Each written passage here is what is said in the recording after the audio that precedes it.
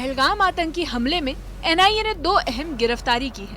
इन दोनों आरोपियों पर आतंकियों को हमले से पहले पनाह देने का आरोप है। जांच में सामने आया कि इन्होंने आतंकियों को न सिर्फ छुपाया बल्कि लोकल सपोर्ट भी दिया। जब गिरफ्त में आरोपियों से पूछताछ की गई तो आरोपियों ने माना है कि हमले को अंजाम देने वाले तीनों आतंकी पाकिस्तान से आए थे। यानी हमला सिर्फ लोकल साजिश नहीं बल्कि बॉर्डर पार से प्लान किया गया था। नेशनल इन्वेस्टिगेटिंग एजेंसी एनआईए ने जो है आज खुलासा किया है अपने प्रेस रिलीज में कि जो 22 पहलगाम टेरर अटैक है उसमें अभी तक जो छानबीन की गई है, पूछताछ की गई है और उसमें 2 लोगों को जो है फिलहाल गिरफ्तार किया गया है और गिरफ्तार करने का दावा किया है एनआईए ने।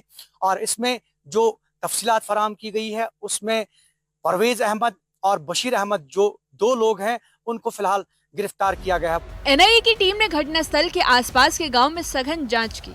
तकनीकी सर्विलांस, स्थानीय इनपुट और मोबाइल डेटा के आधार पर 2 आरोपियों की पहचान की गई। दोनों को गुप्त ठिकानों से गिरफ्तार किया गया। दरअसल 22 अप्रैल को पहलगाम के 22 घाटी में हुए इस आतंकी हमले ने पूरे देश को झकझोर कर रख दिया था। टूरिस्टों को निशाना बनाया गया, हमला सुनियोजित था और आतंकियों को पूरे इलाके की रेकी करवाई गई थी।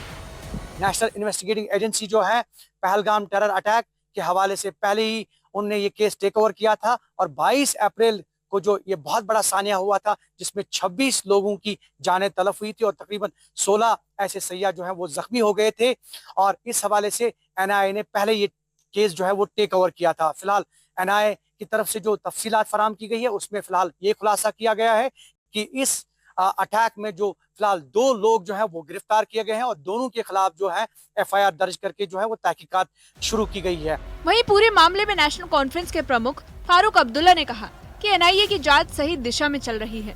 उन्होंने कहा कि इस हमले के दोषियों को सख्त सजा मिलनी चाहिए ताकि आगे कोई आतंक का साथ देने की हिम्मत ना करे।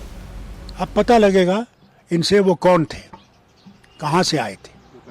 तो जिन्होंने अगर ये सही इनने पकड़े हैं तो हमारे लिए तो बहुत अच्छी बात है कि आहिस्ता आहिस्ता हम उस जगह पहुंच जाएंगे जिनने पहलगाम का ये अटैक किया है और हमारी सारी माशरत को खत्म करने की कोशिश की। पीडीपी नेता इल्तिजा मुफ्ती ने भी इस गिरफ्तारी का समर्थन किया है। उन्होंने कहा कि जो लोग आतंकवाद को बढ़ावा देते हैं उनके खिलाफ सख्त कदम जरूरी है। इस कार्रवाई को उन्होंने एक अच्छा और जरूरी फैसला बताया।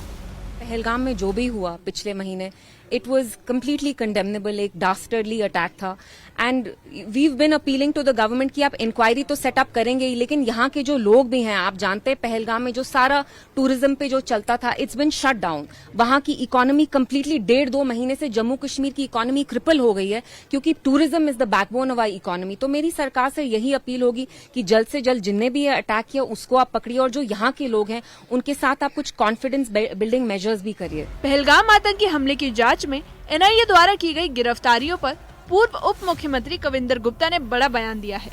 उन्होंने कहा कि अब जांच में कई परतें खुलेंगी और साफ होगा कि आरोपी किन लोगों से जुड़े थे। उन्होंने चिंता जताते हुए कहा कि सीमा पार से घुसपैठ को हम रोक सकते हैं, लेकिन असली खतरा उन लोगों से है जो देश के भीतर बैठकर आतंकियों को समर्थन दे रहे हैं। पाकिस्तान को आड़े हाथों लेते हुए कविंदर गुप्ता ने कहा कि वो देश जहाँ संस्थाएं अलग अलग दिशा में काम करती है, वो खुद अपने ही आतंकवाद का शिकार बन चुका है। उन्होंने चेताया कि अगर पाकिस्तान अभी सुधरता नहीं तो उसका विनाश तय है। एनआईए ने बशीर अहमद और परवेज अहमद नाम के 2 लोगों को पकड़ा है जिन्होंने वो जो पाकिस्तानी आतंकवादी वहां पर आए थे अपने पास रखा, उनको शायद गाइड भी किया होगा। अब जांच के बाद बहुत सी बातें आएंगी। पहलगाम हमले में एनआईए की इस कार्रवाई ने साफ कर दिया है कि अब आतंक के मददगार भी बख्शे नहीं जाएंगे, चाहे साजिश सरहद पार हो या अंजाम लोकल सपोर्ट से हो। जांच एजेंसी अब हर सुराग पर पैनी निगाहें गड़ाई हुई हैं। सवाल अब सिर्फ पकड़ का नहीं बल्कि सजा और सबक का भी है। न्यूज़ 18 के लिए पहलगाम से जहूर रिजवी की रिपोर्ट।